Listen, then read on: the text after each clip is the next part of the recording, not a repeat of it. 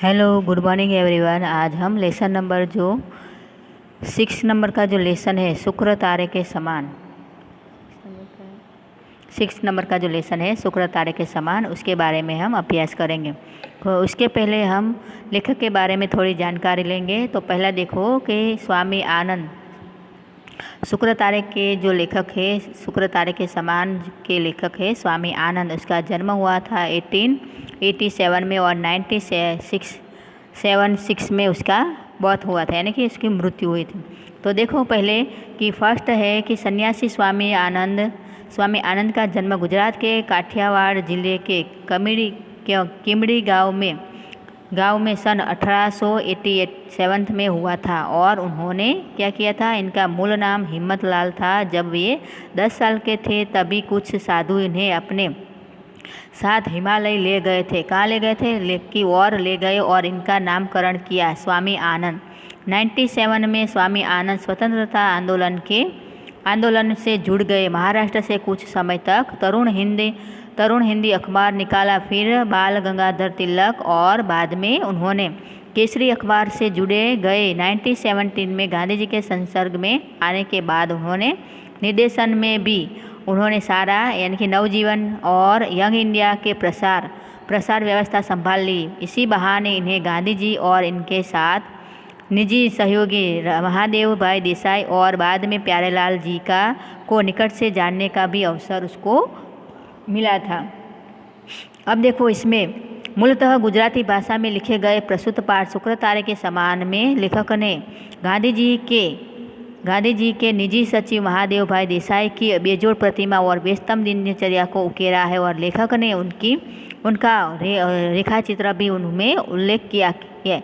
महादेव भाई की सरलता, स्वजनता, निष्ठा, समर्पण, लगन और निराभिमान को लेखक ने पूरी ईमानदारी से शब्दों में पिरोया है। इनकी लेखनी महादेव के व्यक्तित्व का ऐसा चित्र खींचने में सफल रही है कि पाठक को महादेव भाई पर अभिमान हो आता है।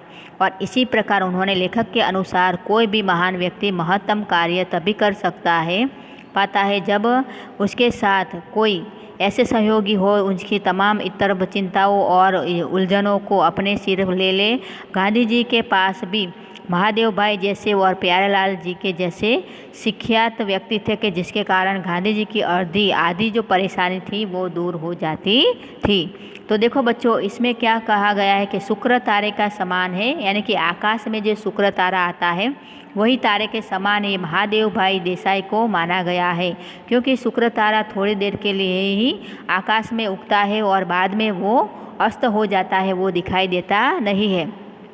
उसी प्रकार महादेव भाई भी थोड़े दिनों के लिए ही गांधी जी के पास आए थे और थोड़े दिनों के लिए भी वो अस्त हो गए और पता भी नहीं चला कि ये महादेव भाई कब आए और कब चले गए। और इसकी दिनचर्या क्या क्या थी वो उसकी भी प्रतिष्ठा और उसकी चमक चारों तरफ फैलाकर वो वहाँ से चले गए। और इसी कारण लेखक ने स्वामी आनंद ने महादेव भाई देसाई का उल्लेख इस पाठ में किया है कि जिसको शुक्र तारे के समान बताया गया है।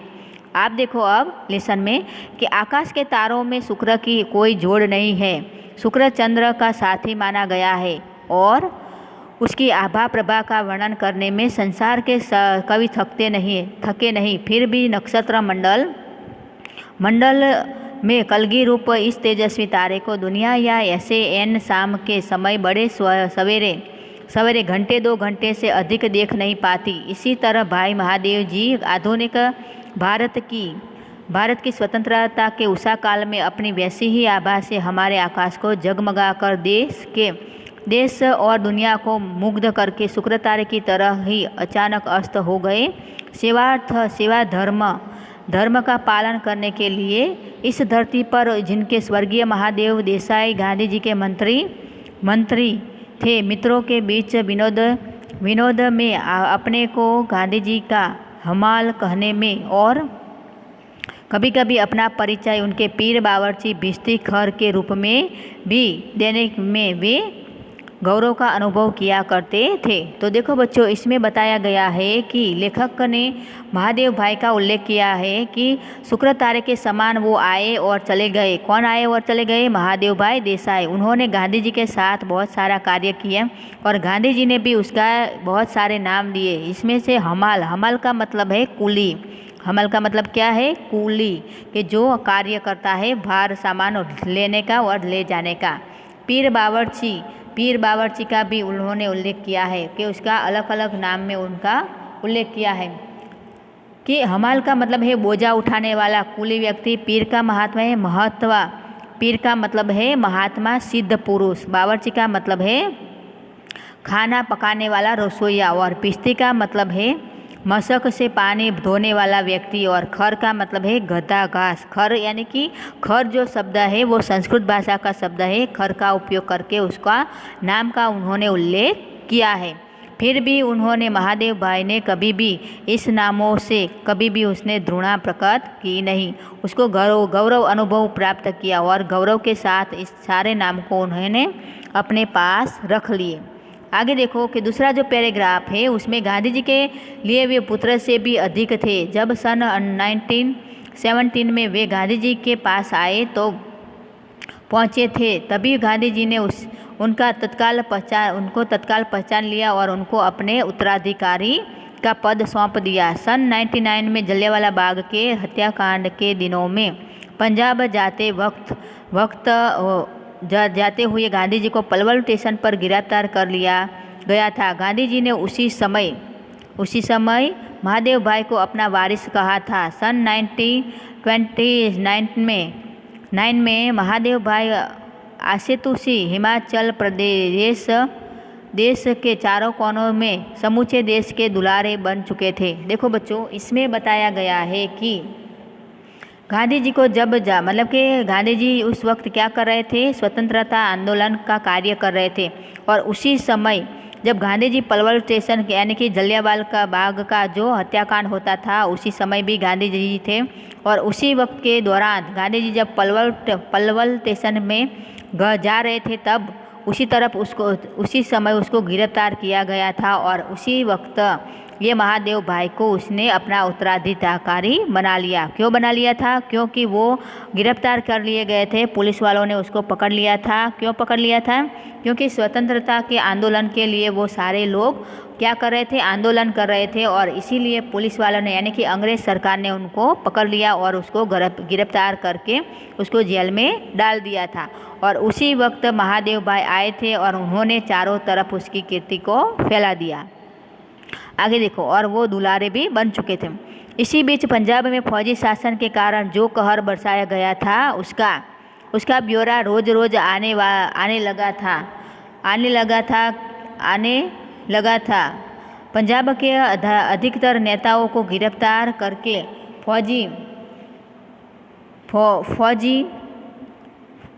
फौजी कानून के तहत जन्म कैद की सजाएं देकर काला पानी भेज दिया गया था। लाहौर के देखो, इसमें क्या कहा गया है कि जब हमारा भारत देश आज़ाद नहीं हुआ था उसी वक्त सारे व्यक्ति भारत देश को स्वतंत्रता के आंदोलन के लिए सारे व्यक्ति एकजुट हो गए थे। और उसी बीच पंजाब में फौजी शासन चल रहा था और उसी फौजी शासन ने चारों तरफ कहर बरसाया था। क्यों कहर बरसाया था? कि चारों तरफ वो जो भी लोगों को पकड़ते थे उसको जेल में ही डाल देते थे। क्यों? क्योंकि जो भी देश के विरुद्ध बोलता था और देश के विरुद्ध जो आंदोलन करता था उसको काली पानी की सज़ा देकर उसको जेल में डाला जाता था। और इसी वक्त गांधी जी को भी जेल में डाला गया था। आगे देखो बच्चों कि लाहौर के मुख्य राष्ट्रीय अंग्रेजी दैनिक पत्र ट्रिब्यून के संपादक श्री कालीनाथ राय को भी 10 साल की जेल की सज़ा मिली थी। क्यों जेल की सज़ा मिली थी? क्योंकि उन्होंने भी देश के विरुद्ध जो फौजी शासन चल रहे थे, जो मतलब कि हंगामा चल रहा था, उसके विरुद्ध बहुत सारे कार्य लिखे थे वो समाचार पत्र में। इसीलिए उसको भी पकड़कर ब्रिटिश सरकार वाले लोगों ने उनको 10 साल की काले पानी की जेल की सज़ा दे दी। क्यों? क्योंकि उन्होंने देश के विरुद्ध बहुत कार्य लिखे थे। मतलब कि जो पंजाब के फौजी शासन थे जो कहर बरसा रहे थे उसके विरुद्ध उन्होंने बहुत सारे काम लिखे थे और इसी कारण उसको 10 साल की सज़ा मिली थी।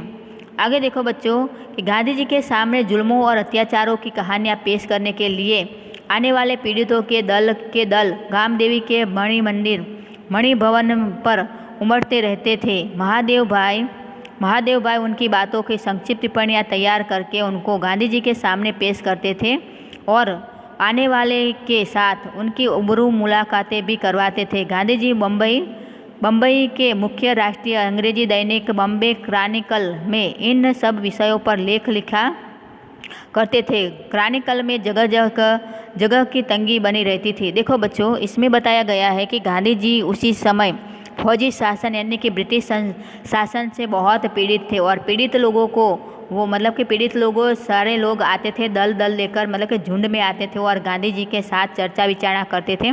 परंतु वो चर्चा विचारणा वो महादेव भाई है सारे के सारे व्यक्ति की चर्चा अपने पास लिखते थे और सामने मतलब कि गांधी जी के सामने वो रखते थे और जो भी लोग आते थे अपनी पीड़ित मतलब के बातों को सब बोलते थे वो सारे के सारे वो क्रिमिनल नाम का जो बॉम्बे क्रिमिनल नाम का जो साप्ताहिक था उसमें छपती थी और बाहर आती थी, क्योंकि उसी समय ब्रिटिश शासन का राज चल रहा था और सारे ब्रिटिश शासन वाले जो लोग हैं वो सभी व्यक्तियों को क्या करते थे, वो सभी व्यक्तियों को बहुत हैरान परेशान करते थे और जो भी लोग देश के विरुद्ध बोलता था उसको मतलब कि ये ब्रिटिश सरकार के विरुद्ध बोलते थे उसको पकड़ के वो जेल में डाल देते थे। आगे देखो बच्चों कि कुछ ही दिनों में क्रॉनिकल के निडर अंग्रेज संपादक हार्वी मैन को सरकार ने देश निकाले की सज़ा देकर इंग्लैंड भेज दिया। उन दिनों बम्बई के 3 नए नेता थे शंकरलाल बैंकर, उमार सोबानी और जमुना दास द्वारकादास। इनमें अंतिम श्रीमती बेसेंट के अनुयायी थे। ये नेता यंग इंडिया नाम का एक अंग्रेजी साप्ताहिक भी निकालते थे, लेकिन उसमें क्रॉनिकल वाले हार्वी मैन ही मुख्य रूप से लिखते थे और उनका देश निकाला मिलने के बाद इन लोगों को हर हफ्ते साप्ताहिक के लिए लिखने वालों की कमी रहने लगी। ये तीनों नेता गांधी जी के परम प्रशंसक थे और उन्होंने सत्याग्रह आंदोलन में बम्बई के बेजोड़ नेता भी थे। उन्होंने गांधी जी से विनती की कि यंग इंडिया के संपादक बन जाए। गांधी जी को तो इसकी सख्त ज़रूरत थी और उन्होंने विनती तुरंत ही स्वीकार कर ली। तो देखो बच्चों, इसमें बताया गया है कि कुछ दिन के बाद क्रॉनिकल के जो निडर संपादक थे यानी कि जो कार्य लिखते थे, जो समाचार लिखते थे, उनको क्या किया, उसको इंग्लैंड में भेज दिया। हार्वी मैन को इंग्लैंड में भेज दिया और इसके जो संपादक थे 3 अनुयायी थे जो बेसेंट यानी कि जमुना दास, सोबानी और शंकरलाल बैंकर, ये तीनों के 3 थे। वो क्रॉनिकल के नेता थे और नेता को लिखने वाला कोई भी अच्छा व्यक्ति चाहिए और उन्होंने गांधी जी को अपना एक प्रशंसक व्यक्ति बना लिया और गांधी जी को भी ज़रूरत थी कि मैं किसी भी प्रकार संपादक बन जाऊं और यंग इंडिया नाम का जो संपादक का मतलब कि समाचार पत्र है सारे देश में व्यक्त करूं और सारे लोगों को बताऊं कि हमें किसी भी प्रकार ये मतलब कि ब्रिटिश सरकार वाले लोगों को यहाँ से हटा देना है और हमारा जो है देश हमें वापस लेना है, इन लोगों को यहाँ से निकालना है। और इसीलिए सत्याग्रह आंदोलन और यंग इंडिया नाम का संपादक बनने की विनती उन्होंने तुरंत स्वीकार कर ली। किसने वो विनती स्वीकार कर ली? गांधी जी ने। किस लोगों ने की थी? तो शंकरलाल बैंकर, सोबानी, जमुना दास और श्रीमती बेसेंट ने, ये तीनों ने विनती की और गांधी जी ने इस विनती को स्वीकार कर लिया। आगे देखो कि गांधी जी का काम इतना बढ़ गया था कि साप्ताहिक पत्र भी कम पढ़ने लगा। गांधी जी ने यंग इंडिया को हफ्ते में 2 बार प्रकाशित करने का निश्चय किया और बाद में क्या हुआ कि हर रोज़ का पत्र व्यवहार और मुलाकातें, आम सभाएं आदि कामों के अलावा यंग इंडिया साप्ताहिक में छपने के लेख, टिप्पणियाँ, पंजाब के मामलों का और सार संक्षेप और गांधी जी के लेख, यह सारी सामग्री हम 3 दिन में तैयार करते थे। और इस यंग इंडिया के पीछे नवजीवन भी गांधी जी के पास आया और उन्होंने दोनों साप्ताहिक अहमदाबाद से निकालने लगे और 6 महीने के लिए मैं भी साबरमती आश्रम में आ गया। देखो देखो बच्चों, इसमें बताया गया है कि गांधी जी उसी वक्त सत्याग्रह की लड़त लड़ रहे थे और गांधी जी को सख्त ज़रूरत थी कि किसी भी प्रकार में ये यंग इंडिया और नवजीवन जो पत्र व्यवहार है मेरे पास आए और मैं पूरे देश में सारे के सारे जो भी कार्य है मैं लिखूँ, पत्र टिप्पणियाँ लेख सारे के सारे छपने चाहिए और सारे देश में जाने चाहिए और सारे लोग देखें और जिसके कारण हमारा भारत देश आज़ाद हो जाए। इसी प्रकार उन्होंने दूसरा अहमदाबाद से 2 साप्ताहिक निकालने के लिए तैयार हो गए। कौन से 2 साप्ताहिक थे? यंग इंडिया और नवजीवन। वो दोनों के दोनों उन्होंने मतलब कि शुरू कर दिए। इनमें से क्या हुआ था कि साबरमती आश्रम में रहने पहुंचा। शुरू में ग्राहकों के हिसाब किताब की और साप्ताहिकों को डाक में डलवाने की व्यवस्था मेरे जिम्मे में रही, लेकिन कुछ ही दिनों के बाद संपादन रहित दोनों साप्ताहिकों की और छाप खाने की सारी व्यवस्था मेरे जिम्मे में आ गई। गांधी जी और महादेव का सारा समय देश भ्रमण में बीतने लगा। ये यहाँ भी होते वहाँ से कामों और कार्यक्रमों की सारी भीड़ के बीच में समय निकालकर लेख लिखने और भेजते। देखो बच्चों, ये जो महादेव भाई वर्मा मतलब के देसाई है, उन्होंने इतने सारे कार्य करते करते हुए भी उन्होंने सारे लेख लिखना शुरू कर दिया और गांधी जी देश भ्रमण करते रहे और उन्होंने जो भी लेख लिखवा था वो साप्ताहिक में छपता रहता था और एक कार्यक्रम की भीड़ तो चारों तरफ फैली रहती थी और सारे अच्छे लेख लिखते वो भेजते रहते थे और उनका जो मतलब कि अच्छी राइटिंग में लिख के अच्छे शब्दों में लिख के वो प्रेस में दाखिल करते थे। मतलब कि वो यंग इंडिया नाम का जो साप्ताहिक है उसमें छपवाते थे और पूरे देश में उसका साप्ताहिक चलता था। सब प्रांतों के उग्र और उदार देशभक्त क्रांतिकारी और देश विदेश के धुरंधर लोग, संवाददाता आदि गांधी जी को पत्र लिखते और गांधी जी यंग इंडिया के कॉलमों में उनकी चर्चा किया करते। महादेव गांधी जी की यात्राओं के और प्रतिदिन की उनकी जो गतिविधियां के साप्ताहिक विवरण भेजा करते। देखो बच्चों कि गांधी जी देश विदेश घूमते रहते थे और ये महादेव भाई विदेशाई है वो साप्ताहिक में अलग अलग लेख लिखते और भारत देश को किस तरह मतलब कि स्वतंत्र करवाना है वो सारे के सारे लेख लिख के वो सारी जगह भेजते रहते थे। इसके अलावा महादेव भाई देश विदेश के अग्रणीय समाचार पत्र जो आँखों में तेल डालकर गांधी जी की प्रतिदिन की गतिविधियों को देखा करते थे और उन पर बराबर टीका टिप्पणी करते रहते थे। उनको आड़े हाथों लेने वाले लेख भी समय पर लिखा करते थे। बेजोड़ कॉलम, भरपूर चौकसाई, ऊंचे से ऊंचे ब्रिटिश समाचार पत्रों की परंपराओं को अपनाकर चलने का गांधी जी का आग्रह और कट्टर से कट्टर विरोधियों को भी उन्होंने के साथ भी पूरी सत्यनिष्ठा से उत्पन्न होने वाली विनय विवेक युक्त विवाद करने की गति, गांधी जी की तालीम, इन सब गुणों ने तीव्र मतभेदों और विरोधी प्रचार के बीच भी देश विदेश के सारे समाचार पत्रों की दुनिया में और एंग्लो इंडियन समाचार पत्रों के बीच भी व्यक्तिगत रूप से एमडी को सबका लाडला बना दिया। देखो एमडी यानी कि जो भारत मतलब के गांधी जी थे उसके महादेव भाई उसको एमडी कहते थे। एमडी क्यों? एमडी का मतलब है महादेव भाई देसाई और वो लाडला बन गए। किसके बन गए? गांधी जी के, क्योंकि गांधी जी के वो दाएं हाथ थे और सारी जो मतलब कि सारा कार्य थे वो अपनी गतिविधियों के उपरांत वो सारे कार्य वो करते रहते थे और गांधी जी का सारा मतलब कि जो गांधी जी उसको काम बताते थे उसका सारा का सारा जो उल्लेख है वो करते रहते थे। आगे देखो कि गांधी जी के पास आने के पहले अपनी विद्यार्थी अवस्था में महादेव ने सरकार के अनुवाद विभाग में नौकरी की थी। नरहरि भाई अपने जिगरी दोस्त थे। दोनों के एक साथ वकालत पढ़े थे। दोनों ने अहमदाबाद में वकालत भी की साथ ही शुरू की थी। इस आम पेशे में आमतौर पर स्वाहा को सफ़ेद और सफ़ेद को स्वाहा करना होता है।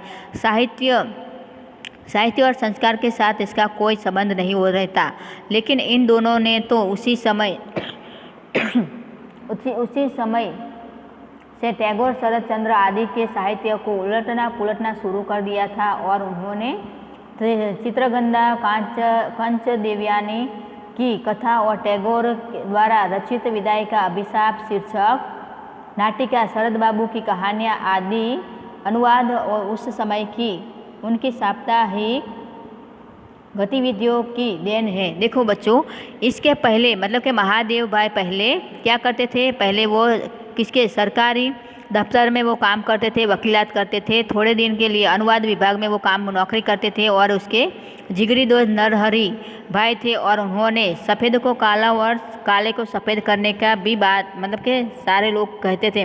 परंतु जो महादेव भाई है वो अपने ईमानदारी से वो कार्य करना चाहते थे और इसीलिए उन्होंने अपनी जो कहानियाँ हैं वो लिखना शुरू कर दिया। कौन सी साहित्यिक कहानियाँ शुरू कर दी थी और इसीलिए उसकी गतिविधियों की वो देन है। देन यानी कि उसका पुरस्कार, उसको जो मिलने वाला जो कार्य है वो। और उन्होंने सारे कार्य बहुत अच्छी तरह से किए थे। उन्होंने कौन सी शरद चंद्र के आदि साहित्य को उलट पुलट कर रख दिया, क्योंकि जो महादेव भाई देसाई थे उसकी जो शब्द रचना थी वो बहुत अच्छी थी और इसी तरह वो कार्य आगे करते थे। तो देखो बच्चों, एक सारे के सारे जो पैराग्राफ है वो अच्छी तरह आपको पता होगा, यानी कि अच्छी तरह आपने रीड कर लिया होगा और समझ में भी आ गया होगा। तो आगे वाला जो कार्य है मतलब कि आगे वाला जो पैराग्राफ है हम दूसरे पाठ में उसको व्यक्त करेंगे। तो ये वाला जो दूसरा पाठ है वो हम इसके बाद हम व्यक्त करते हैं। तो देखो बच्चों, थोड़ी देर के लिए आप ये बंद मतलब कि थोड़ी देर के लिए ये बंद होगा और बाद में हम दूसरा जो पाठ है वो पूरा मतलब कि स्टार्ट करेंगे। समझ में आ गया?